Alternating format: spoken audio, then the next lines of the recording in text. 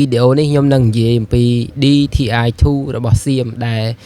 ក្រសួងការពារជាតិយើងពីសិនបានផុសថាសៀមបានប្រើអាវុធប្រភេទនេះបានវាយប្រហារមកលើកម្ពុជាយើងឈ្លានពានមកកម្ពុជាយើងបងប្អូនហើយមានអ្នកខមមិនសួរជាច្រើនថា DTI2 របស់សៀមហ្នឹងគឺជាអាវុធអ្វីបងប្អូនតាមពិតទៅអ្វីដែលខ្ញុំធ្លាប់ស្គាល់ធ្លាប់អានពីអាវុធរបស់វាមក DTI2 នេះគឺជាអាវុធដែលវាផលិតឡើងនៅវិទ្យាស្ថានចែកវិទ្យាយោធារបស់វាបងប្អូនថៃបូកនឹងទំនើបកម្មមានន័យថាវាយកមកកែច្នៃរូបរាងជារបស់វាប៉ុន្តែបច្ចេកវិទ្យាហើយអីហ្នឹងគឺវាលួចចម្លងពីរបស់គេបងប្អូនលួចចម្លងពីវាទិញបច្ចេកវិទ្យាទិញអីពីគេចឹងទៅបងប្អូនប៉ុន្តែរូបរាងអីគឺវា design ខ្លួនឯងវាធ្វើខ្លួនឯងអីចឹងទៅបងប្អូនតាមពិតវាអញ្ចឹងហើយអាវុធប្រភេទនេះដែរគឺវាអាចបាញ់ចន្លោះអតិបរមាពីចន្លោះពី40គីឡូ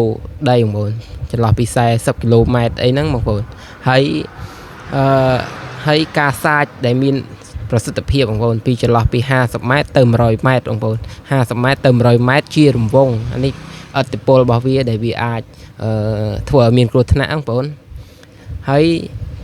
អាវុធប្រភេទនេះគឺជាប្រភេទរ៉ុកកែតបងប្អូនរ៉ុកកែតរយៈចម្ងាយមធ្យម